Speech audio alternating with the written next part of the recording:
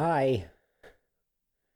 I'm generally not one to criticize anyone else's work, but I think the framing may need to be improved. But in the meantime, I've uh, I've updated ourselves with some holiday decorations, hung some really low effort stockings, and 'tis the season for rampant consumerism. So let's talk about a facet of that today. Here we go.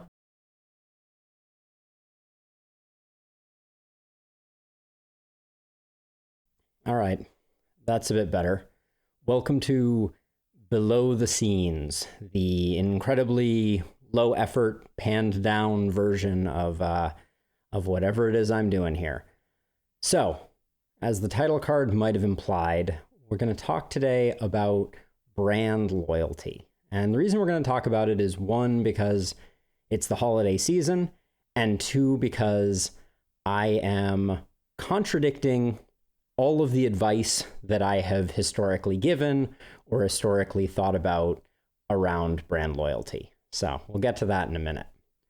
But first, I want to talk a little bit about my relationship with consumerism, because I think that it bears explaining a little bit. I'm definitely the type of person who goes to a sandwich shop and orders the same sandwich every single time because I'm convinced that it's the best one there without having tried everything.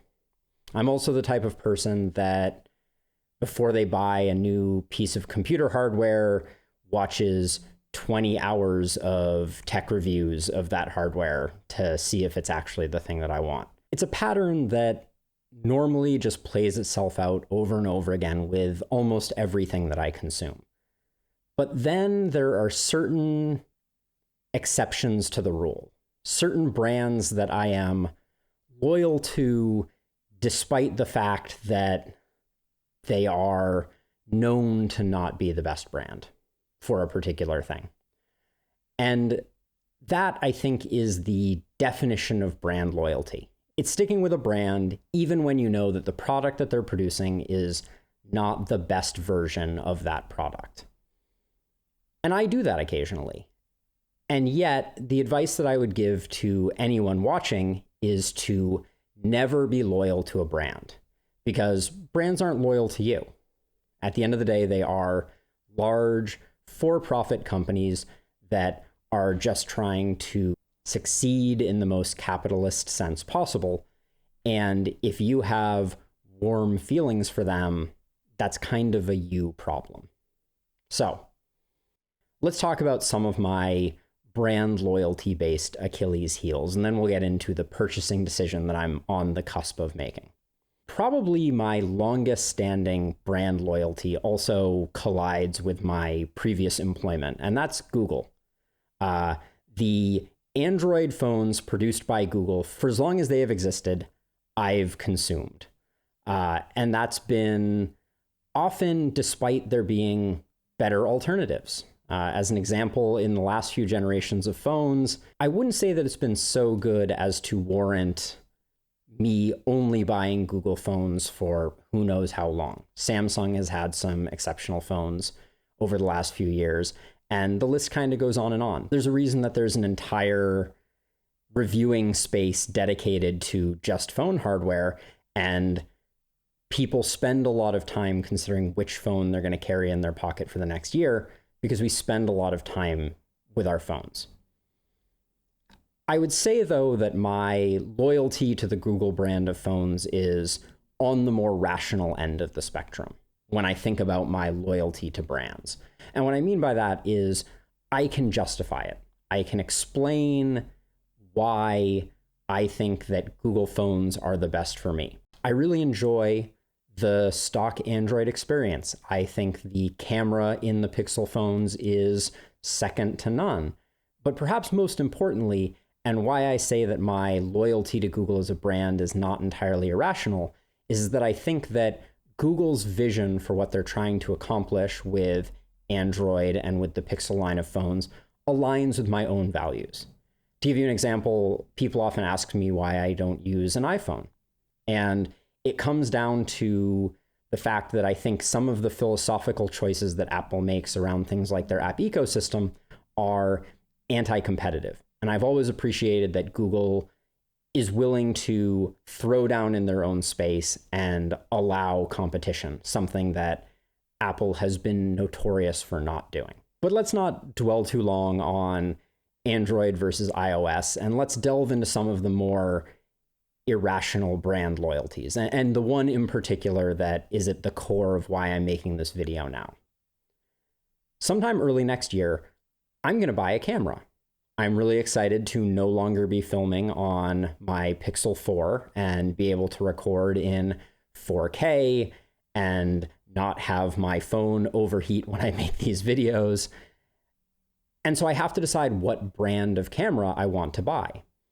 And to give everyone kind of like the 10,000 foot view of photographic and videographic equipment right now in 2020, we're in the midst of what is generally referred to as kind of the mirrorless revolution. Historically, digital cameras were SLRs, which meant single lens reflex.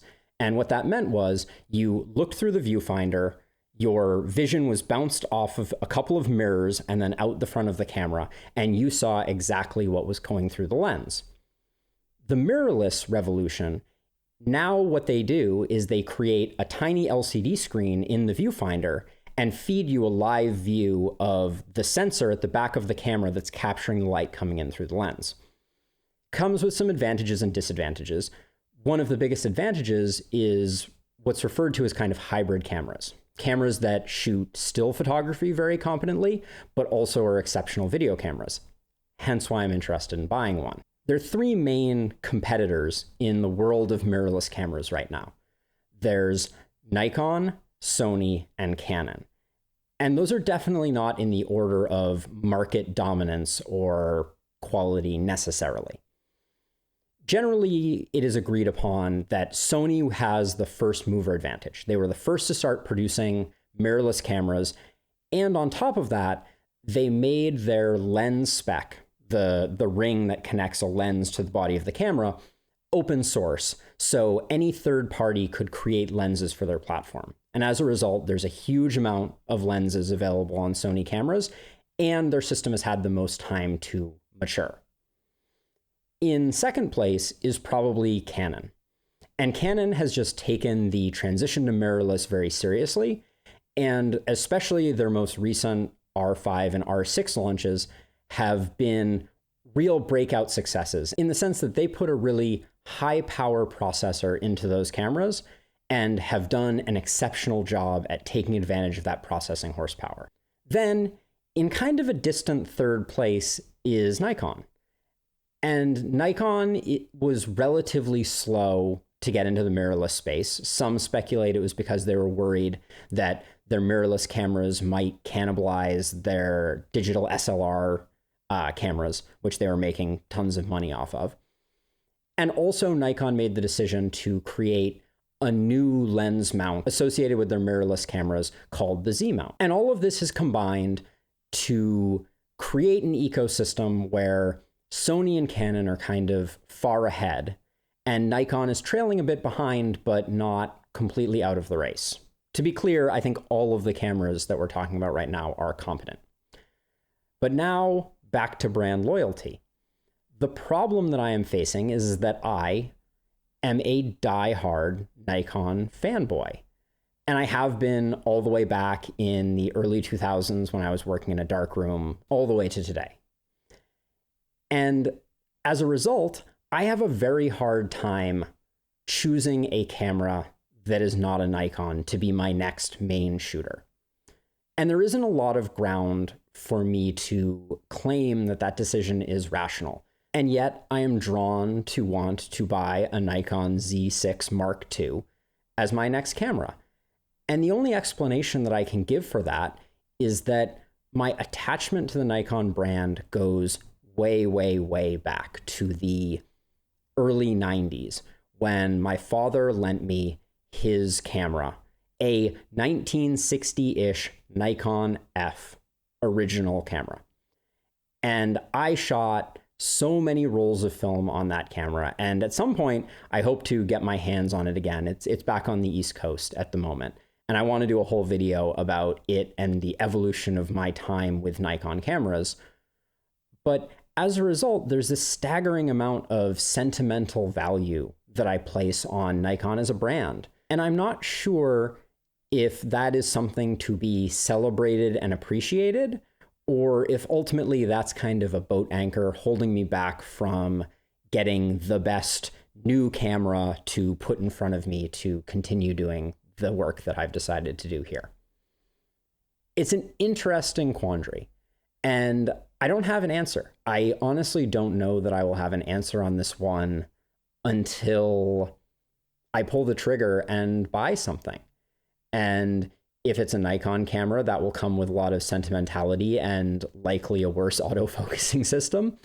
And if I choose a Canon or a Sony, there will be that sinking feeling in the pit of my stomach that I have betrayed some fundamental oath. So I'm not sure which way I'm going to go, but I thought it was interesting and worth talking about for a moment. One, because it gives me an opportunity to espouse what I think the real lesson here is, regardless of what camera I end up buying. Loyalty to brands is a mistake. Have loyalty and appreciation for products and the quality of specific products, but don't pigeonhole yourself to associate with a single brand or brand identity, because it is a trap.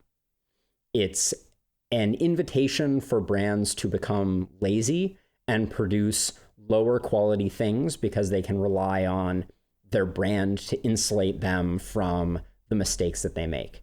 And as consumers, it's on all of us to buy the best possible offering at any given moment, because that's what creates the competition that drives us all getting better and better things. So hopefully very short holiday video about brand loyalty. Would love to hear your thoughts either about selecting a camera or the brands that you happen to find yourself having irrational allegiances to. But in the meantime, I'm going to get back to enjoying the holidays, and I'll see you later. Bye-bye.